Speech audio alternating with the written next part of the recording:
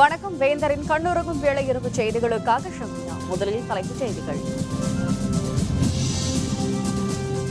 தேமுதிக தலைமையில் மகா கூட்டணி உருவாக வாய்ப்பு, மக்கள் நல கூட்டணி தலைவர்கள் ஆலோசனை. தொகுதி பங்கீடு பற்றி ஆலோசனை மேற்கொள்ள குழு, கருணாநிதி தலைமையிலான கூட்டத்தில் முடிவு.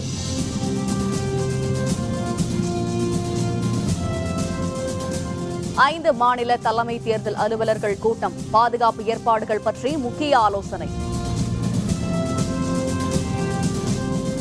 அரியலூரில் டிராக்டர் ஜப்தி, மனமுடைந்த விவசாயி தற்கொலை. தமிழக சட்டப்பேரவை தேர்தலை எதிர்கொள்ள தேமுதிக தலைவர் விஜயகாந்த் தலைமையில் மகா கூட்டணியை உருவாக்குவதற்கான முயற்சிகளில் மக்கள் நல கூட்டணி தலைவர்கள் ஈடுபட்டு வருவதாக தகவல்கள் தெரிவிக்கின்றன. திமுக, அதிமுக ஆகியவற்றிற்கு மாற்றாக இந்த மகா கூட்டணியை முன்னிறுத்தவும் திட்டமிடுவதாக தெரிகிறது. தமிழக சட்டப்பேரவை தேர்தல் மே 16 நடைபெறும் என இந்திய தேர்தல் ஆணையம் அறிவித்ததைத் தொடர்ந்து அரசியல் களம் விறுவிறுப்படைந்துள்ளது. பேரவைத் தேர்தலில் தேமுதிக யாருடன் இணைந்து போட்டியிடும் என்பது தொடர்பாக உறுதியாக அறிவிக்கப்படாத வரை திமுகவுடன் சேரலாம், மக்கள் நல கூட்டணியுடன் சேரலாம், பாரதிய ஜனதாவுடன் சேரலாம் என பெரும் குழப்பம் நிலவி வந்தது. இந்த நிலையில் சில நாட்களுக்கு முன் பேரவைத் தேர்தலில் தேமுதிக தனித்து போட்டியிடும் என கட்சியின் தலைவர் விஜயகாந்த் அறிவித்தார். திமுக, அதிமுக, பாமகவுடன் கூட்டணி இல்லை என்று பின்னர் பிரேமலதா அறிவித்தார். இதன் மூலம் கூட்டணி குழப்பத்திற்கு ஓரளவு தெளிவு கிடைத்துள்ளது. தனித்து போட்டியிடுவோம் என அறிவித்தாலும் விஜயகாந்த் தலைமையை ஏற்கும் கட்சிகளுடன் கூட்டணி அமைக்கப்படும் என தேமுதிக தெரிவித்துள்ள நிலையில் விஜயகாந்த் தலைமையில் மகா கூட்டணி அமைப்பது பற்றி மக்கள் நல கூட்டணி தலைவர்கள் சிந்தித்து வருகின்றனர். இது தொடர்பாக நேற்றும் இன்றும் மக்கள் நல கூட்டணி தலைவர்கள் ஆலோசனை நடத்தி வருகின்றனர். எனினும் பாரதிய ஜனதா பற்றிய தன்னுடைய நிலைப்பாட்டை விஜயகாந்த் தெளிவுபடுத்த வேண்டும் என்பதில் இவர்கள் உறுதியாக இருக்கின்றனர். இப்படியொரு கூட்டணி உருவாகும் பட்சத்தில் பாரதிய ஜனதா கட்சியை தவிர்த்துவிட்டு இந்த கூட்டணியில் தமிழ் மாநில காங்கிரஸ், இந்திய ஜனநாயக கட்சி, புதிய தமிழகம், புரட்சி பாரதம், மனிதநேய மக்கள் கட்சி, புதிய நீதி கட்சி, கொங்கு நாடு மக்கள் தேசிய கட்சி போன்ற கட்சிகள் இடம்பெறும் வாய்ப்புள்ளதாக கூறப்படுகிறது. இன்னும் சில நாட்களில் இவ்விஷயத்தில் உறுதியான நிலை தெரியவரும் என்றும் எதிர்பார்க்கப்படுகிறது. திமுக தலைவர் கருணாநிதி தலைமையில் சென்னை கோபாலபுரத்தில் உள்ள அவருடைய இல்லத்தில் தமிழக சட்டப்பேரவை தேர்தல் தொடர்பாகவும் தேர்தல் அறிக்கை பற்றியும் ஆலோசனை மேற்கொள்ளப்பட்டது. தனித்து போட்டி என தேமுதிக அண்மையில் அறிவித்துள்ள நிலையில் தற்போதைய அரசியல் சூழல் தொடர்பாகவும் இதில் விவாதிக்கப்பட்டது. இது பற்றிய விரிவான விவரங்களை தருகிறார் நமது செய்தியாளர் புவனேஸ்வரி. திமுக தேர்தல் அறிக்கை தயார் செய்யும் பணி மற்றும் அதனை பற்றிய ஆலோசனை கூட்டம் இன்று திமுக தலைவர் கருணாநிதி அவரது இல்லத்தில் நடைபெற்றது. இந்த கூட்டத்தில் திமுக தலைவர் கருணாநிதி, பொருளாளர் ஸ்டாலின், பொதுச் செயலாளர் பேராசிரியர் அன்பழகன், TR பாலு, கனிமொழி, TK சிலங்கோன் ஆகியோர் கலந்து கொண்டனர். இந்த தேர்தல் அறிக்கையை தமிழகம் முழுவதும் பிரம்மாண்டமாக வெளியிட வேண்டும் என்றும் அவர்கள் திட்டமிட்டுள்ளதாக தெரிய வருகிறது. அது மட்டுமல்லாமல் ஏற்கனவே தேமுதிக தனது கூட்டணி குறித்த நிலைப்பாடை அறிவித்த பிறகு தேர்தல் அறிக்கை என்பது மிகவும் முக்கியமான ஒரு விஷயமாக கருதப்படுகிறது. அதன் காரணமாகவே இந்த தேர்தல் அறிக்கையை எந்த அளவுக்கு தயார் செய்ய முடியும் என்று அவர்கள் ஆலோசனை செய்து வருவதாகவும் தெரிகிறது. மேலும் இந்த தேர்தல் அறிக்கை வெளியிடுவது என்பது சற்று காலதாமதம் ஏற்பட்டுள்ளது. ஏனென்றால் தேர்தல் அறிக்கையானது விரைவில் வெளியிடப்படும் என்று ஏற்கனவே திமுக தலைவர் கருணாநிதி அறிவித்திருந்தார். ஆனாலும் பல முக்கிய அம்சங்களை இந்த தேர்தல் அறிக்கையில் சேர்க்க வேண்டும் என்பதற்காக இது இன்னும் ஒரு வார காலம் எடுக்கும் என்று தெரிய வந்துள்ளது. ஆகவே இன்னும் ஒரு வாரத்திற்கு பின்னர் இந்த தேர்தல் அறிக்கை முழுமையாக தயார் செய்யப்பட்டு வெளியிடப்படும் என்று கருதப்படுகிறது. வேந்தர் செய்திகளுக்காக சென்னை கோபாலபுரத்தில் இருந்து ஒளிப்பதிவாளர் சிவாவுடன் புவனேஸ்வரி. இதனையடுத்து திமுக பொதுச்செயலர் அன்பழகன் வெளியிட்டுள்ள அறிக்கையில் தொகுதி பங்கீடு தொடர்பாக கூட்டணி கட்சிகளுடன் ஆலோசனை நடத்த குழு அமைக்கப்பட்டுள்ளதாக தெரிவித்துள்ளார்.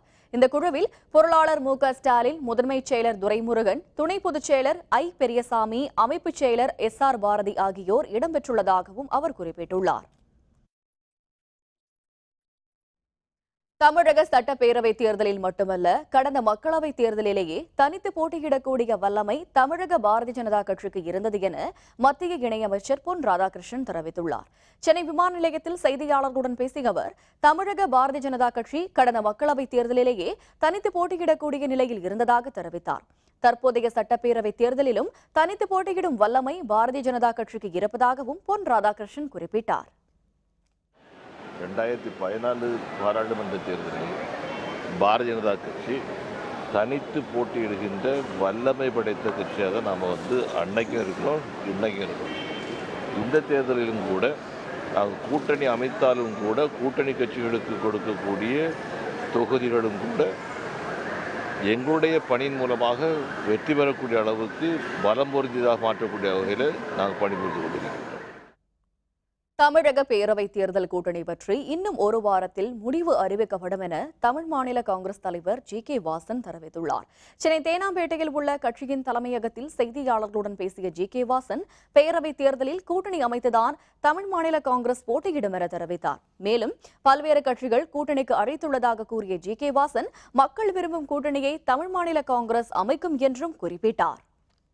இன்னும் ஒரு வார காலம் என்னுடைய சுற்றுப்பயணம் இருக்கின்றது. அதற்கு பிறகே என்னுடைய இயக்கத்தினுடைய கூட்டணி நிலை குறித்து அதிகாரப்பூர்வமாக நான் அறிவிப்பேன்.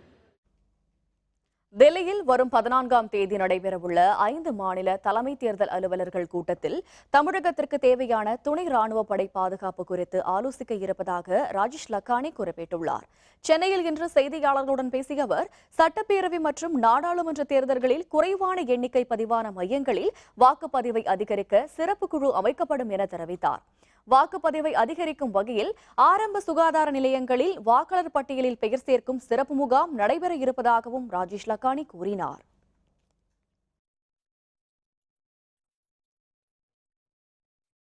சத்தீஸ்கர் மாநிலத்தில் மாவோயிஸ்டுகளுடன் நேரிட்ட மோதலில் பலியான மத்திய துணைநிலை ராணுவப் படையின் தமிழக வீரர் ரங்கராகவனின் உடல் கடலூர் மாவட்டத்தில் உள்ள அவருடைய சொந்த ஊரில் அடக்கம் செய்யப்பட்டது. சத்தீஸ்கர் மாநிலம் ராய்ப்பூரில் இருந்து சுமார் 300 கிலோமீட்டர் தூரத்தில் அமைந்துள்ள வனப்பகுதியில் மத்திய பாதுகாப்பு படையினர் தீவிர தேடுதல் நடவடிக்கையில் ஈடுபட்டனர். அப்பொழுது அவர்களை சுற்றி வளைத்த மாவோயிஸ்டுகள் துப்பாக்கியால் சுட்டனர். இதில் தமிழகத்தைச் சேர்ந்த வீரர் ரங்கராகவன் உள்ளிட்ட 2 பலியானார்கள். மேலும் காயமுற்ற 4 பேர் மீட்கப்பட்டு ராய்ப்பூர் மருத்துவமனைக்கு கொண்டு செல்லப்பட்டனர்.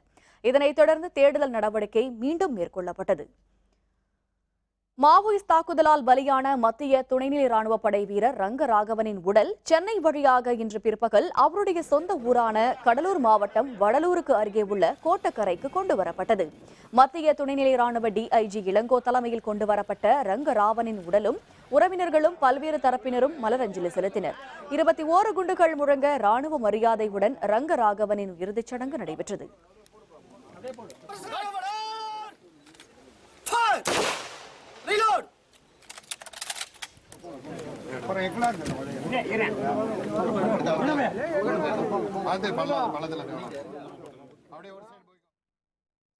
கடன் ஏய்ப்பாளர்களுக்கு புதிய கட்டுப்பாடுகளை விதித்துள்ளதாக செபி அமைப்பின் தலைவர் தெரிவித்துள்ளார். கிங்ஃபிஷர் நிறுவன தலைவரான விஜய் மாலியா வங்கியிடம் பெற்ற கடன்களை திருப்பி செலுத்தாதது குறித்து மத்திய நிதியமைச்சர் அருண்ஜேட்லி செபி அமைப்பின் அலுவலர்களோடு பேசினார். அதன் பின்னர் கடன்களை பெற்று வேண்டுமென்றே திருப்பி செலுத்தாதோர் மீது புதிய கட்டுப்பாடுகளை விதிப்பது குறித்து செபி அமைப்பின் அலுவலர்கள் ஆலோசனை மேற்கொண்டனர். கூட்டத்தையடுத்து செய்தியாளர்களுடன் பேசிய செபியின் தலைவரான யூகே சின்ஹா, கடன் ஏய்ப்பாளர்களை பங்கு விற்பனையில் பங்கேற்க அனுமதிப்பது இல்லை என முடிவெடுக்கப்பட்டுள்ளதாகவும் பங்கு வர்த்தகத்தில் ஈடுபட்டு வரும் நிறுவனங்களின் பதவி பொறுப்புகளை ஏற்க தடை விதிக்கவும் முடிவெடுக்கப்பட்டதாக தெரிவித்தார். तब उस व्यक्ति को सिक्योरिटीज मार्केट में रिटेल से पैसा उठाने का हक नहीं होना चाहिए कि वो मार्केट से पैसा सिक्योरिटीज मार्केट से पैसा नहीं उठा सकते हैं, पहली बात. दूसरी बात ये कि वो किसी भी लिस्टेड कंपनी के बोर्ड में नहीं आ सकते हैं, कि वो कोई कंपनी नहीं प्रमोट कर सकते. இமாச்சல பிரதேசம், ஹரியானா உள்ளிட்ட வட மாநிலங்களில் அடுத்த 3 நாட்களுக்கு கனமழைக்கு வாய்ப்பிருப்பதாக இந்திய வானிலை ஆய்வு மையம் எச்சரிக்கை விடுத்துள்ளது. வட மாநிலங்களில் கடந்த சில நாட்களாக விட்டுவிட்டு மழை பெய்து வருகிறது. குறிப்பாக ஜம்மு காஷ்மீர், இமாச்சல பிரதேசம், ஹரியானா, பஞ்சாப், தில்லி உள்ளிட்ட மாநிலங்களில் மழை அளவு அதிகரித்துள்ளது. இதனால் அடுத்த 2 அல்லது 3 நாட்களுக்கு கனமழைக்கு வாய்ப்பிருப்பதால் ஜம்மு காஷ்மீர், உத்தரகண்ட், இமாச்சல பிரதேசம் ஆகிய மாநிலங்களுக்கு சுற்றுலா பயணிகள் செல்ல வேண்டாம் என இந்திய வானிலை மையம் கேட்டுக் கொண்டுள்ளது. இதனிடையே ஜம்மு காஷ்மீர் மாநிலத்தில் காலை முதலே கனமழை பெய்து வருகிறது. கடும் குளிரும் அதிகரித்துள்ளதால் மக்கள் வீட்டை விட்டு வெளியேற முடியாத நிலைமை ஏற்பட்டுள்ளது. எனினும் தற்போதைய மழை விவசாயத்திற்கு உதவியாக இருக்கும் என அந்த பகுதி மக்கள் தெரிவித்தனர். गरीब लोग हैं हम लोग, एसी पर सहारा हमारा, और क्या नाम है, राशन भी अभी तक हमें नहीं मिल रहा है, तो क्या करें. अभी गरीब आदमी यही करेंगे कि अपनी मेहनत करेंगे तो खाएंगे. உத்தரப்பிரதேச மாநிலம் ஃபெரோசாபாத் நகரில் திருமண விழாவில் கலந்து கொள்ள ஊர்வலமாக சென்றோர் மீது லாரி மோதிய விபத்தில் 10 பேர் உயிரிழந்தனர். திருமண விழா ஒன்றிற்காக இசைவாதிய குழுவினரோடு ஏராளமானோர் ஊர்வலமாக சென்றபொழுது கோட்லா சாலையில் வந்த லாரி ஒன்று கூட்டத்திற்குள் புகுந்ததில் விபத்து ஏற்பட்டது. இதில் 10 பேர் அந்த இடத்திலேயே பலியாகினர். விபத்தில் படுகாயமடைந்த 6க்கும் அதிகமானோர் ஆக்ராவில் உள்ள சரோஜினி நாயுடு மருத்துவக் கல்லூரி மருத்துவமனையில் சிகிச்சைக்காக அனுமதிக்கப்பட்டுள்ளனர். தனியார் நிதி நிறுவனத்தில் வாங்கிய கடனுக்காக தவணையை கட்டாததால் டிராக்டர் ஜப்தி செய்யப்பட்டதை அடுத்து அரியலூர் மாவட்ட விவசாயி ஒருவர் தற்கொலை செய்து கொண்டார். அரியலூர் மாவட்டம் ஒரத்தூர் கிராமத்தைச் சேர்ந்த விவசாயி அழகன் என்பவர் கடந்த 2013ஆம் ஆண்டு தனியார் நிதி நிறுவனத்திடமிருந்து 7 லட்சம் ரூபாயை கடனாக பெற்று டிராக்டர் வாங்கினார். 5 லட்சம் ரூபாயை திருப்பி செலுத்தியுள்ள அவர் விவசாய பணிகள் சரிவர நடைபெறாததால் 4 மாதங்களுக்கான தவணை தொகையை கட்டவில்லை என்று கூறப்படுகிறது. இதனையடுத்து கடந்த 10ஆம் தேதி டிராக்டர் ஜப்தி செய்யப்பட்டதால் மனமுடைந்த அழகர் பூச்சி மருந்தை கொடுத்ததாக தெரிகிறது. மருத்துவமனையில் சிகிச்சை அளித்தும் பலனின்றி நேற்று அழகர் உயிரிழந்தார். 2 மாதத்தில் தவணை தொகையை திருப்பி செலுத்தி விடுவதாக கூறியும் டிராக்டர் ஜப்தி செய்யப்பட்டதாக அழகரின் உறவினர்கள் குற்றம் சாட்டியுள்ளனர். நான் வண்டி ஓட்ட முடியாத சூழ்நிலையினால மழை வறட்சினால கட்ட முடியல, விவசாயி கட்ட முடியாததுனால மிரட்டி அவங்கள துரத்திக்கிட்டு போய் வண்டியில் டூவீலரில் துரத்திக்கிட்டு போய் பொம்பளையும் வந்து அடித்து மிரட்டி எங்கே போயிருக்க ஆள் எங்கே வச்சிருக்க நீ அப்படின்னு சொல்லி வாடி போடிங்கிற இடத்துல ஒரு மனம் பேசி தாங்க முடியாத சூழ்நிலையினால் மருந்தை குடிச்சிட்டு செத்துட்டாங்க. விவசாயிகள்லாம் நாங்கள் என்ன பண்ணுறது, ஒன்றுமே பிழைக்க வழி இல்லை, நாங்கள் கஷ்டப்படுறோம், ஒன்றும் விளைவு வெள்ளாமல் ஒன்றுமே இல்லைங்க. நாங்கள் என்ன பண்ணுறதுன்னு பிழைக்கிறதுக்கு வழி இல்லாமல் கிடக்குறோம். உழவு ஓட்டுறதுக்கும் வழி இல்லை, மழையும் இல்லை. இப்போ அதனால் நாங்கள் தவிச்சுக்கிட்டு இருக்கோங்க, ஒன்றும் விவசாயம் பண்ண முடியலைங்க. ஆழ்கொள்ளி புலியை பிடிக்க நடவடிக்கை, வனத்துறையினரோடு காவல்துறையினர் முனைப்பு. விவரம் விளம்பர இடைவேளைக்கு பிறகு.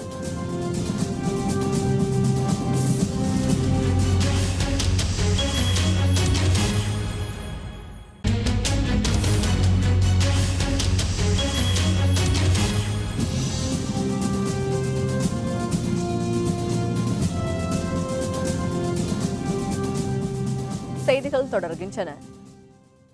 இந்திய ஜனநாயக கட்சி சார்பில் வரும் சட்டப்பேரவை தேர்தலில் போட்டியிட விருப்பம் தெரிவித்தோருக்கான நேர்காணல் இன்று 6வது நாளாக நடைபெற்று வருகிறது. கட்சியின் நிறுவனர் தலைவரான டாக்டர் பாரிவேந்தர் தலைமையில் நடைபெற்ற இன்றைய நேர்காணலில் கன்னியாகுமரி, தேனி, திருப்பூர், கோவை, நாமக்கல், ஈரோடு மாவட்டங்களைச் சேர்ந்த நிர்வாகிகள் பங்கேற்றனர். இது பற்றிய விரிவான விவரங்களை தருகிறார் நமது செய்தியாளர் காசையத். தமிழக சட்டப்பேரவை தேர்தலில் இந்திய ஜனநாயக கட்சி சார்பில் போட்டியிட விரும்புபவர்களிடம் நேர்காணல் நடைபெற்று வருகிறது. இந்திய ஜனநாயக கட்சியின் நிறுவனர் தலைவர் டாக்டர் பாரிவேந்தர், செயல் தலைவர் ரவி பச்சமுத்து ஆகியோர் IJK தலைமை அலுவலகத்தில் இந்த நேர்காணலை நடத்தி வருகிறார்கள். இதுவரை 6 நாட்கள் நடைபெற்ற இந்த நேர்காணலில் 27 மாவட்ட நிர்வாகிகள் பங்கேற்றிருக்கிறார்கள். இன்று மட்டும் 6 மாவட்டங்களுக்கு, கன்னியாகுமரி, தேனி, திருப்பூர் ஆகிய மாவட்டங்களுக்கு காலையிலும், கோவை, ஈரோடு, நாமக்கல் ஆகிய மாவட்டங்களுக்கு மாலையிலும் நேர்காணல் நடைபெற்றது. இந்த நேர்காணலின் போது இந்திய ஜனநாயக கட்சியின் நிறுவனர் தலைவர் டாக்டர் பாரிவேந்தருடன் தலைவர் கோவை தம்பி, பொருளாளர் G. ராஜன், பொதுச் செயலாளர் P. ஜெயசீலன், தலைமை நிலைய செயலாளர் ரங்கபாசியம், முதன்மை அமைப்பு செயலாளர் SS. வெங்கடேசன், கொள்கை பரப்பு செயலாளர் MS. ராஜேந்திரன், தேர்தல் பணிக்குழு செயலாளர் ஆரோக்கியம், துணை பொதுச் செயலாளர் நெல்லை ஜீவா உட்பட பலர் இந்த நேர்காணலின் போது பங்கேற்றிருந்தார்கள். இன்று நடைபெற்ற நேர்காணலில் 42 சட்டப்பேரவை தொகுதிகளுக்கு நேர்காணல் இடம்பெற்றிருந்தது. 2011 காட்டிலும் 2016 கிட்டத்தட்ட தமிழ்நாடு முழுவதும் 32 மாவட்டங்களில் மிக சிறப்பாக இந்திய ஜனநாயக கட்சி வளர்ந்து சிறப்பாக இருக்கிறது. எந்த தலைவருக்கு இல்லாமல் பெண்கள் கூட்டம் அதிக வரும் கட்சியாக இது விளங்கி கொண்டு வளர்ந்து கொண்டு வருகிறது. வருகின்ற சட்டமன்ற தேர்தலில் இந்திய ஜனநாயக கட்சியின் தனித்தன்மை கண்டிப்பாக அதில் பதிவு செய்யும். பெண்களுக்கு 50% சம உரிமை என்ற ஒரே ஒரு எண்ணத்தில் தான் என்னையும் மாவட்ட தலைவராக நியமிச்சிருக்காங்க. கண்டிப்பாக நான் ஒரு தொகுதி கேட்டிருக்கேன், தந்தாங்கன்னா எங்கள் மாவட்டத்தில் நான் நல்லா செயல்படுவேன். இல்லை தராமல் இருந்தாலும் நான் கட்சிக்காக உண்மையாக உழைப்பேன். நாளை நடைபெறவுள்ள நேர்காணலில் சென்னை, ராமநாதபுரம், கிருஷ்ணகிரி ஆகிய மாவட்டங்களுக்கு காலையிலும், மாலையில் கரூர், புதுக்கோட்டை ஆகிய மாவட்டங்களுக்கும் நடைபெற இருக்கிறது. வேந்தர் செய்திகளுக்காக சென்னை அசோக் நகரிலிருந்து ஒளிப்பதிவாளர் மணிகண்டனுடன் செய்யது. சட்டப்பேரவை தேர்தலில் அனைத்து கட்சிகளும் தனித்து போட்டியிட வேண்டும், விகிதசாரா பிரதிநிதித்துவ முறையில் வெற்றி பெற்றவர்கள் தேர்வு செய்யப்பட வேண்டும் எனவும் நாம் தமிழர் கட்சி ஒருங்கிணைப்பாளர் சீமான் கூறியுள்ளார். திருச்சியில் நாம் தமிழர் கட்சியின் மாநில பொதுக்குழு கூட்டம் சீமான் தலைமையில் நடைபெற்றது. முன்னதாக செய்தியாளர்களுடன் பேசிய சீமான், தேர்தலில் அனைத்து கட்சிகளும் தனித்து போட்டியிட வேண்டும் என தெரிவித்தார். எல்லாருமே தனிச்சு போட்டியிடணும். அவரவர் பெறுகிற வாக்கு விழுக்காட்டுக்கப்போ இடங்களை பிரிக்கணும். இப்போ 50 லட்சம் வாக்கு நாங்கள் வாங்குறோம், 10 லட்சம் வாக்கு வாங்குறோம், 20 லட்சம் வாக்கு வாங்குறாரு அவரு அப்படின்னா அவருக்கு ஒரு 5 சட்டசபை, இவருக்கு ஒரு 20 சட்டசபை. எவன் அதிக வாக்கு வாங்கியிருக்கிறானோ அவன் வெற்றி பெற்றவனா அறிவிக்கணும். விகிதாச்சார அடிப்படை அந்த முறையை தான் நம்ம எதிர்பார்க்கிறோம். தங்கத்தின் மீது விதிக்கப்பட்டுள்ள 1% கலால் வரியை திரும்ப பெற வலியுறுத்தி விழுப்புரத்தில் நகைக்கடை உரிமையாளர்கள் மெழுகுவர்த்தி ஏந்தி போராட்டத்தில் ஈடுபட்டனர். மத்திய அரசு பொது பட்ஜெட்டில் அறிவித்த தங்கம் மற்றும் வைர நகைகள் மீது 1% கலால் வரியை திரும்ப பெற கோரி நாடு முழுவதும் உள்ள நகைக்கடை உரிமையாளர்கள் கடையடைப்பு போராட்டத்தில் ஈடுபட்டுள்ளனர். விழுப்புரத்தில் கடந்த 9 நாட்களாக நகைக்கடை உரிமையாளர்கள் கடையடைப்பு போராட்டத்தில் ஈடுபட்டுள்ளனர். கோரிக்கையை வலியுறுத்தி வரும் 14ஆம் தேதி மனிதச்சங்கிலி போராட்டம் நடத்த உள்ளதாகவும் அவர்கள் தெரிவித்தனர். கிட்டத்தட்ட 10 நாட்களாக நாங்கள் கடை அடைப்பை நடத்தி வருகிறோம்.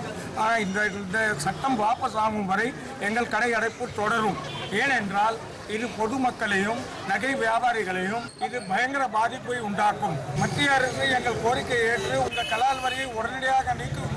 பவுன் புரோக்கர்ஸ் வட்டி கடை தொழில் செய்கிறவங்க எல்லாரும் 10 நாளாக கடை மூடிட்டு ஸ்ட்ரைக் பண்ணுறோம்.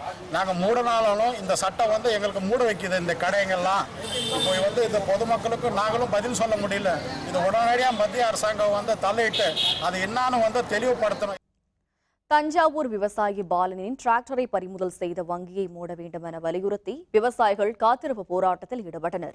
தஞ்சாவூர் மாவட்டம் சோழகன் குடிக்காடு கிராமத்தைச் சேர்ந்த விவசாயி பாலனின் விவசாய கடனை திருப்பி செலுத்தாததால் அவரது டிராக்டரை பறிமுதல் செய்ய சென்ற காவல்துறையினர் அவர் மீதும் தாக்குதல் நடத்தினர். இதனை கண்டித்து கடந்த நாட்களாக பல்வேறு விவசாய சங்கங்கள் போராட்டங்களை நடத்தி வருகின்றன. அனைத்து விவசாய சங்கங்களின் ஒருங்கிணைப்பு குழு தலைவர் PR பாண்டியன் தலைமையில் தஞ்சை பழைய பேருந்து நிலையம் அருகில் உள்ள சர்ச்சைக்குரிய அந்த தனியார் வங்கிக்கு விவசாயிகள் பூட்டு போட்டு போராட்டம் நடத்தினர். மேலும் வங்கியை அங்கிருந்து அகற்றும் வரை போராட்டம் தொடரும் எனவும் அவர்கள் தெரிவித்தனர். தமிழக தேர்தல் ஆணையம் இதுவரையிலும் எங்களுக்கு எந்த ஒரு தகவலையும் சொல்லாமல் எங்களுடைய போராட்டம் தேவையில்லாமல் நின்று கொண்டிருக்கிறது. இதுக்கு முழு பொறுப்பு தமிழக தேர்தல் ஆணையம்தான். எனவே தமிழக தேர்தல் ஆணையம் எங்களுக்கு நல்ல ஒரு உத்தரவாதத்தை தருகிற நிலை வரையிலும் எங்களுடைய போராட்டம் இரவு முழுமையும் தொடர இருக்கிறது. நாளைக்கும் தொடரும். என்றைக்கு அவர்கள் அறிவிக்கிறார்களோ அன்று வரையிலும் நாங்கள் இந்த காத்திருப்பு போராட்டத்தை தொடர இருக்கிறோம். நீலகிரி மாவட்டம் கூடலூர் பகுதியில் உள்ள தேவர் சோலையில் உள்ள தனியார் தேயிலை தோட்டத்தில் புலி தாக்கி தேயிலை தோட்ட தொழிலாளி ஒருவர் பலியானார். இதனையடுத்து புலியை பிடிக்கும் நடவடிக்கையில் வனத்துறையினருடன் காவல்துறையினரும் முனைப்புடன் ஈடுபட்டுள்ளனர். இதுபற்றி விரிவான விவரங்களை தருகிறார் நமது செய்தியாளர் சதீஷ்குமார். நீலகிரி மாவட்டம் கூடலூரை அடுத்துள்ள தேவர் சோலை பகுதியில் உள்ள தனியார் தேயிலை தோட்டத்தில் இன்று காலை ஜார்க்கண்ட் மாநிலத்தைச் சேர்ந்த தோட்ட தொழிலாளி ஒருவர் புலி தாக்கி இறந்துள்ளார். இந்த சம்பவம் இப்பகுதியில் பெரும் அச்சத்தை ஏற்படுத்தியுள்ளது. இதனைத் தொடர்ந்து புலியை தேடும் பணியில் தற்பொழுது மாவட்ட நிர்வாகம் மற்றும் வனத்துறை ஈடுபட்டு வருகிறது. இதில் தேயிலை தோட்ட பகுதியில் உள்ள இந்த புலியை தேடுவதற்காக வனத்துறையினர், அதிரடிப்படையினர் மற்றும் காவல்துறையினர் கூட்டு முயற்சியாக இணைந்து தற்பொழுது புலியை தேடும் பணியில் ஈடுபட்டு வருகின்றனர். மேலும் புலியை கண்காணிப்பதற்காக 16க்கும் அதிகமான கேமராக்கள் பொருத்தப்பட்டுள்ளது. மேலும் 8 கூண்டுகள் அமைக்கப்பட்டு தொடர்ந்து கண்காணிக்கப்பட்டு வருகிறது. இந்த புலியை பிடிக்கும் வரையில் தேயிலை தோட்ட தொழிலாளிகள் மற்றும் பொதுமக்கள் மாலை மற்றும் இரவு நேரங்களில் வனப்பகுதிகளில் ஒட்டிய தேயிலை தோட்டங்கள் மற்றும் இது போன்ற பகுதிகளில் நடமாடுவதை தவிர்த்து ஒத்துழைப்பு தர வேண்டும் என வேண்டுகோள் விடுத்துள்ளனர். நாங்கள் வேலைக்கு போகிறதுக்கு எங்களுக்கு பயமாக இருக்குது. இந்த புலியை ஒன்றும் பிடிக்கிற வரைக்கும் எங்களுக்கு வேலைக்கு போக முடியாது. எங்கள் பிள்ளை குட்டிகளுக்கெல்லாம் ஸ்கூலுக்கும் போக முடியாது, வேலைக்கும் போக முடியாது. எங்கள் பிள்ளைங்களுக்கெல்லாம் பின்ன சாப்பாடு தண்ணிக்கு நாங்கள் தான் போகணும், தேயிலை தோட்டத்துக்கு தான் வேலைக்கு போகணும். தயவு செய்து இந்த புளியை பிடிச்சி எடுக்க மாதிரி கேட்டுக்கிறோம். இங்கே மொத்தமாக இருக்கிற வீடுங்க ஒரு 100 வீட்டுக்கும் மேலே இருக்காங்க. ஒரு ஸ்கூலுக்கு போகிற குழந்தைங்க ஒரு 60 பேருக்கு மேலே குழந்தைங்க இருக்காங்க. இப்போ இவ்வளோ நாள் பயம் இல்லாமல் எல்லாம் நடந்துட்டு இருந்தாங்க. ஆனால் இப்போ இது இந்த மாதிரி சம்பேசிலிருந்து ரொம்ப எல்லாரும் பீதியாக இருக்காங்க, ரொம்ப பயமாகவும் இருக்காங்க. வேந்தர் செய்திகளுக்காக நீலகிரி மாவட்டம் கூடலூரிலிருந்து ரா சதீஷ்குமார். தருமபுரி மாவட்டத்தில் வறட்சியால் தண்ணீர் பற்றாக்குறை ஏற்பட்டுள்ளதை அடுத்து விவசாயிகள் ஏரிக்கு வரும் கழிவுநீரை பயன்படுத்தி விவசாயம் செய்து வருகின்றனர். தருமபுரி மாவட்டத்தில் கடந்த நவம்பர் மாதத்தில் வடகிழக்கு பருவமழையால் அங்குள்ள அனைத்து ஏரி குளங்களும் நிரம்பின. நீர்நிலைகளில் இருந்த தண்ணீரை நம்பி அங்குள்ள விவசாயிகள் விவசாய பணியில் முனைப்புடன் ஈடுபட்டனர். கோடைக்காலம் தொடங்கியுள்ள நிலையில் ஏரி குளங்களில் இருந்த தண்ணீர் வற்ற தொடங்கியுள்ளதால் விவசாயம் பாதிக்கும் நிலை ஏற்பட்டுள்ளதாக விவசாயிகள் கவலை அடைந்துள்ளனர். நல்லம்பள்ளியை அடுத்துள்ள கோவிலூர் ஏரியில் இருந்த தண்ணீர் வற்றியதால் அந்த ஏரிக்கு வரும் கழிவுநீரையே நெல் பயிர்களுக்கு பயன்படுத்த வேண்டிய சூழல் ஏற்பட்டிருப்பதாக விவசாயிகள் தெரிவித்தனர். பருவமழைக்கு முன்னரே ஏரிகளை முறையாக தூர்வாரி இருந்தால் இந்த அவலநிலை ஏற்பட்டிருக்காது என்றும் விவசாயிகள் தெரிவித்தனர். இதை நம்பி நாங்களும் பண்ணிட்டோம். 20-30,000 ரூபா செலவு. இப்போ கூலியாளங்களை வச்சு 500 ரூபாய் நாங்கள் கூலி கொடுக்கணும். தூர் வரணும் சார், எங்களுக்கு முக்கியமாக அதுதான். எங்களுக்கு கஷ்டமே அந்த தூர் மண் எடுத்துட்டிங்களா, எங்களுக்கு அந்த கஷ்டமும் இல்லை. அந்த ஏரியில் வந்து மண் எடுக்காதனால தான் இவ்வளோ கஷ்டப்படுறோம் நாங்கள். ஏரி தூர் வாரிந்தால் தண்ணி கொஞ்சம் சேர்ந்து பிடிக்கும். வராதனால ரொம்ப கம்மியாக இருந்ததுனால வரைஞ்சி போச்சிடலாம். பயிர் எல்லாம் செத்து போச்சு நிறைய. எது அப்படி அந்த நெல் பயிரை காப்பாற்றுறதுக்காக அதில் டிச்சு தண்ணி இறக்கணும் கிடக்கிறோம். சாக்கடை தண்ணி மூலிமா இறக்கடை தோலை மூலிமா வந்து பயிரை காப்பாற்றிட்டு வரோம். ஊர்லேருந்து கொஞ்சம் கலீஜி தண்ணியெல்லாம் வருது. அதை சேகரித்து நாங்கள் 3 நாளைக்கு ஒரு வாட்டி தண்ணி 1 கைனி 2 கைனி அப்படி பாய்ச்சிட்டு. தூர் வாரிந்தாக எங்களுக்கு இந்த கஷ்டமே இருந்திருக்காது. எங்கள் நெல் பாட்டுக்கு நெல் விளைஞ்சிருக்கும். இப்போ ரொம்ப கஷ்டமாக இருக்குது. திண்டுக்கல் மலர்ச்சந்தைக்கு பூக்களின் வரத்து அதிகரித்துள்ள காரணத்தினால் விலை கடுமையாக குறைந்துள்ளது. திண்டுக்கல் மாவட்டம் வெள்ளோடு, செம்பட்டி, நரசிங்கபுரம் உள்ளிட்ட பகுதிகளில் மல்லிகை, கனகாம்பரம், சம்பங்கி போன்ற பூக்கள் அதிக அளவில் சாகுபடி செய்யப்படுகின்றன. இங்கு சாகுபடியாகும் பூக்கள் திண்டுக்கல் மலர்ச்சந்தைக்கு கொண்டு வரப்பட்டு அங்கிருந்து தமிழகத்தின் பிற பகுதிகளுக்கு கொண்டு செல்லப்படுகின்றன. தற்பொழுது பூக்களின் வரத்து அதிகரித்துள்ளதால் விலை கடுமையாக குறைந்துள்ளதாக விவசாயிகள் கூறியுள்ளனர். கடந்த வாரம் 800 ரூபாய்க்கு விற்பனை செய்யப்பட்ட 1 கிலோ மல்லிகை தற்பொழுது 140 ரூபாய்க்கும் குறைந்துள்ளதால் விவசாயிகள் கவலையடைந்துள்ளனர். இப்போ வந்து மல்லிகைப்பூ கொஞ்சம் விலை வரத்து அதிகமாக இருக்கனால கொஞ்சம் விலை கம்மியாக போய்கிட்டு இருக்குங்க. செண்டு மல்லிகை மற்ற பூவெலாம் கொஞ்சம் விலை கம்மியாக தான் போய்கிட்டு இருக்கு. ஒன்றும் விசேஷம்னால இன்றைக்கி வந்து ரேட்டு கொஞ்சம் கம்மியாக போகுது. இந்த நாளில் 200 220 ரூபா போச்சு. இன்றைக்கி வந்து 150 160 140 பூவுக்கு தகுந்த விலை போய்கிட்டு இருக்கு. கனகாம்பரம் விவசாயம் பண்ணிகிட்டு இருக்கேன் 10-30 சென்டில். முதல் 400 300 போச்சு, இப்போ 100 200க்கு போகுது. ரொம்ப கஷ்டமாக இருக்குது அன்றாட ஜீவாதாரம். சென்னை பரங்கிமலை ராணுவ பயிற்சி மையத்தில் 37 பெண்கள் உட்பட 183 பேர் பயிற்சி நிறைவு பெற்று இன்று விடைபெற்றனர். சென்னை பரங்கிமலை ராணுவ அலுவலர் பயிற்சி மையத்தில் இந்திய ராணுவத்தில் பணிபுரிய இருக்கும் வீரர்கள் மன வலிமை, உடல் வலிமை பெற பல்வேறு கடினமான பயிற்சிகள் அளிக்கப்படுகின்றன. இதில் கடந்த ஓராண்டு காலமாக பயிற்சி பெற்ற 183 பேரின் பயிற்சி நிறைவடைந்ததை ஒட்டி இன்று பயிற்சி நிறைவு விழா ராணுவ அலுவலர் பயிற்சி மையத்திடலில் நடைபெற்றது. பயிற்சி பெற்ற இளம் ராணுவ அலுவலர்களின் அணிவகுப்பு மரியாதையை ராணுவ ஜெனரல் தல்வீர் சிங் சுஹாக் ஏற்றுக்கொண்டார். பயிற்சி நிறைவு விழா முடிவடைந்ததும் பயிற்சி முடிந்த இளம் ராணுவ அலுவலர் அனைவரும் உற்சாகத்துடன் வாழ்த்துக்களை பரிமாறிக்கொண்டனர்.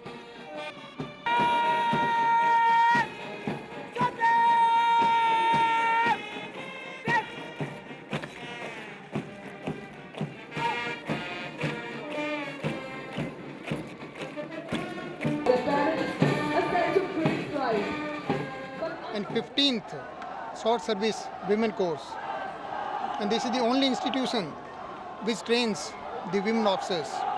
The standard of parade today was outstanding, and I wish the Officers Training Academy all the very best, and also the passing out. தமிழ்நாட்டிலேருந்து ரொம்ப கம்மியாக வராங்க, ரொம்ப கம்மியாக இருக்குது அவேர்னஸ். சென்னையிலே இருக்குது அகாடமி. ஓடிஏனா யாருக்கும் அதோட ஃபுல் ஃபார்ம் கூட தெரிய மாட்டேங்குது. ஸோ அது சென்னையிலேருந்து இந்த நிறைய பேர் வரணும். Not even Chennai, all over தமிழ்நாட்டிலேருந்து ஃபுல்லாக எல்லோரும் நிறைய பேர் ஆர்மிக்கு கான்ட்ரிபியூட் பண்ணணும்னு நான் விரும்புகிறேன். 2016 தமிழக சட்டப்பேரவை தேர்தலை சந்திக்க அரசியல் கட்சிகள் விறுவிறுப்பாக ஆயத்தமாகிக் கொண்டிருக்கின்றன. ஆனால் தொகுதி மக்களின் நிலையோ எப்பொழுதும் போல ஏக்கங்களுடன் தான் இருக்கிறது. வேந்தர் செய்திகளின் தொகுதி சுற்றில் இன்று கோயம்புத்தூர் மாவட்டம் பொள்ளாச்சி சட்டப்பேரவை தொகுதி.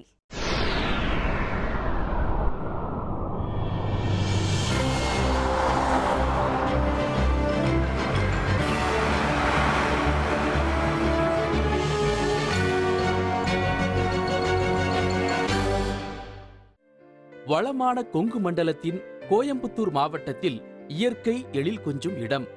திரைப்படத் துறையினரை கவர்ந்த வெளிப்புற படப்பிடிப்புகளுக்கு ஏற்ற இடங்கள் அமைந்துள்ள பகுதி. மிகப்பெரிய மாட்டு சந்தை, தமிழகத்தில் அதிக அளவில் தென்னை மரங்கள் உள்ள பகுதி என்ற பல்வேறு சிறப்புகளை தன்னகத்தே கொண்டுள்ளதுதான் பொள்ளாச்சி தொகுதி. மாசற்ற சுற்றுச்சூழல் மற்றும் மிதமான தட்பவெப்பநிலையும் சுற்றுலா பயணிகளை ஈர்ப்பதால் பொள்ளாச்சி தொகுதி சிறப்பான சுற்றுலா தலமாகவும் விளங்குகிறது. இத்தனை சிறப்பு பெற்ற பொள்ளாச்சி தொகுதி பெரும்பாலும் அதிமுக வசத்திலேயே இருந்து வந்திருக்கிறது. இதுவரை இந்த தொகுதியை 8 முறை அதிமுக கைப்பற்றியுள்ளது. திமுக மற்றும் காங்கிரஸ் கட்சிகள் தலா 3 முறை வென்றுள்ளன. தற்போதைய சட்டப்பேரவை உறுப்பினராக இருப்பவர் அதிமுகவின் முத்து கருப்பண்ணசாமி. கடந்த தேர்தலில் இவர் 81,446 வாக்குகளும், 2ஆம் இடம் பிடித்த கொங்குநாடு முன்னேற்றக் கழகத்தின் கே. நித்யானந்தன் 51,138 வாக்குகளும் பெற்றனர். பொள்ளாச்சி தொகுதியின் மொத்த வாக்காளர் எண்ணிக்கை 2,11,584. இதில் ஆண்கள் 1,03,875 பேர், பெண்கள் 1,07,703 பேர், 3ஆம் பாலினத்தவர்கள் 6 பேர். தென்னை மரங்கள் அதிகம் உள்ளதால் தமிழகத்தின் பெரும்பாலான இடங்களுக்கு இங்கிருந்துதான் இளநீர் காய்கள் செல்கின்றன. மேலும் தென்னை சார்ந்த பெரும்பாலான பொருட்களும் இங்கு தயாராகி செல்கிறது. ஆனால் தென்னை சார்ந்த தொழில்கள் மேம்படுத்தப்படும் என்று அரசியல் தந்து வரும் தேர்தல் கால வாக்குறுதிகள் காற்றிலேயே கலந்துவிட எவ்வித வளர்ச்சியும் இன்றியே தொகுதி இருப்பதாக தென்னை விவசாயிகள் தெரிவிக்கின்றனர். தென்னை வாரிய அலுவலகம் கேரள மாநிலம் கொச்சியில் உள்ளதால் தங்களுக்கு எவ்வித பயனும் இல்லை என்று கூறும் விவசாயிகள் தமிழகத்தில் தென்னை அதிகமுள்ள பொள்ளாச்சியிலும் தென்னை வாரிய அலுவலகம் அமைக்கப்பட வேண்டும் என்கின்றனர். அதிக தென்னை வரக்கூடிய தமிழ்நாட்டுக்குள்ளே இது வரைக்கும் எந்த விதமான சம்மந்தமான ஒரு ஆஃபீஸ் கூட கிடையாது. கொச்சின் போர்டு ஆஃபீஸ் வந்து நீங்கள் பொள்ளாச்சியில் இருந்துட்டா அதிக விவசாயிகள் பயன்பெறுவாங்க. தென்னையில் இருக்கிற அதிக நோய் இதுகெல்லாம் வந்து எங்களுடைய வளர்ச்சிக்கு ரொம்ப பயன்பெறும்.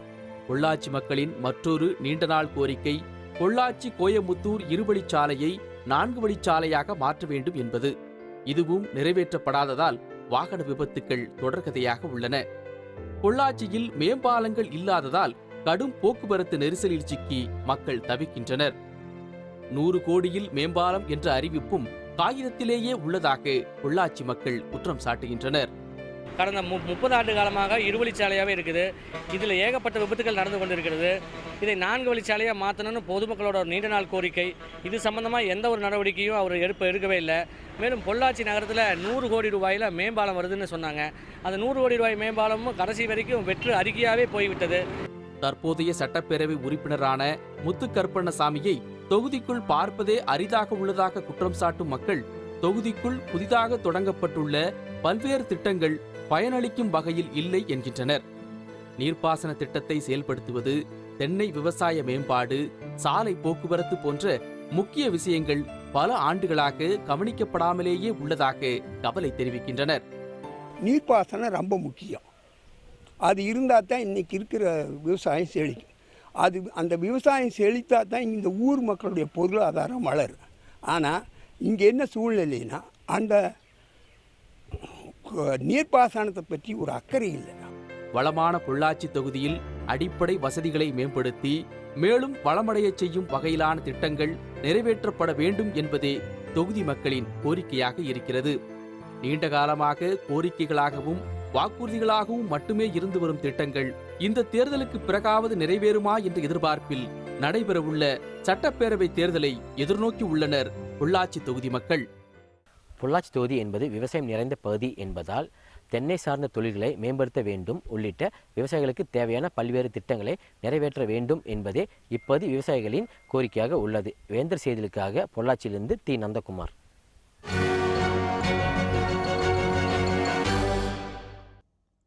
சூப்பர் 10 சுற்றுக்கு முன்னேறிய ஆப்கானிஸ்தான் 59 ரன்கள் வித்தியாசத்தில் ஜிம்பாப்வே அணி வீழ்த்தியது. விவரம் விளம்பர இடைவேளைக்கு பிறகு.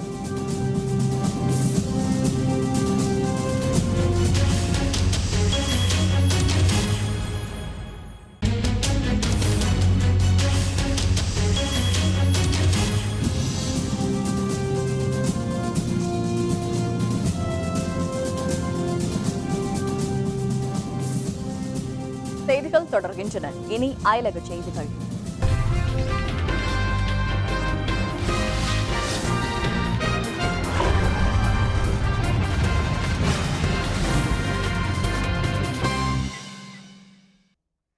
பன்னாட்டு விண்வெளி நிலையத்தில் 340 நாட்கள் ஆய்வுக்கு பின்னர் பூமிக்கு திரும்பிய வீரர் ஸ்காட் கெல்லி ஓய்வு பெறப் போவதாக அறிவித்துள்ளார்.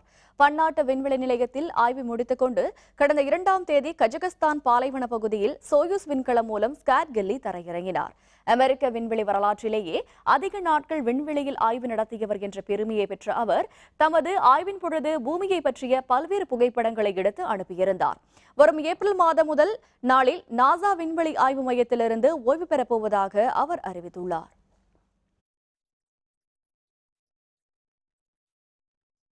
அமெரிக்க குடியரசுக் கட்சி வேட்பாளர் தேர்தலில் போட்டியிட்டு வரும் டிரம்புக்கு எதிராக சிகாகோ நகரில் திரளானோர் ஆர்ப்பாட்டத்தில் ஈடுபட்டதை அடுத்து தேர்தல் பிரச்சாரத்தை ரத்து செய்துள்ளார். அமெரிக்க அதிபர் தேர்தல் நவம்பர் 8ஆம் தேதி நடைபெறவுள்ளது. அத்தேர்தலில் போட்டியிடும் வேட்பாளர்கள் குறித்து முடிவு செய்வதற்காக ஜனநாயக கட்சியும் குடியரசுக் கட்சியும் தேர்தல்களை நடத்தி வருகின்றன.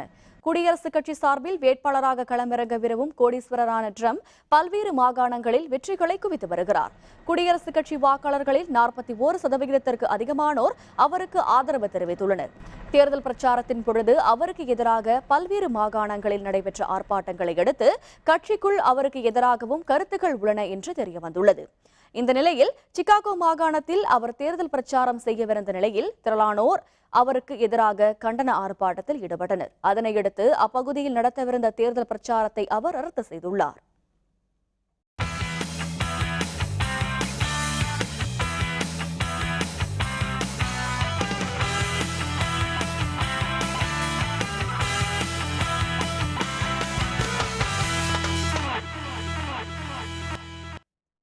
இருபது ஓவர் உலகக்கோப்பை போட்டியில் 59 ரன்கள் வித்தியாசத்தில் ஜிம்பாப்வே அணியை வீழ்த்தி ஆப்கானிஸ்தான் அணி தகுதி சுற்று போட்டிக்குள் நுழைந்துள்ளது. நாக்பூரில் உள்ள விதர்பா திடலில் இன்று நடைபெற்ற 9வது லீக் ஆட்டத்தில் ஆப்கானிஸ்தான் அணியும் ஜிம்பாப்வே அணியும் மோதின. டாஸ் வென்ற ஆப்கானிஸ்தான் அணி பேட்டிங்கை தேர்வு செய்து களமிறங்கியது. 20 ஓவர்கள் முடிவில் 6 விக்கெட்டுகளை இழந்து 186 ரன்களை எடுத்தது. ஆப்கான் அணியின் முகமது நபி 52 ரன்களும் சமியுல்லா ஷேன்வாரி 43 ரன்களும் எடுத்தனர். தொடர்ந்து 187 ரன்களை வெற்றி இலக்காக கொண்டு களமிறங்கிய ஜிம்பாப்வே அணி 19.4 ஓவரில் அனைத்து விக்கெட்டுகளையும் இழந்து 127 ரன்களை மட்டுமே எடுத்தது. இதன் மூலம் 59 ரன்கள் வித்தியாசத்தில் ஆப்கானிஸ்தான் அணி வெற்றி பெற்று தகுதி சுற்றில் நுழைந்தது.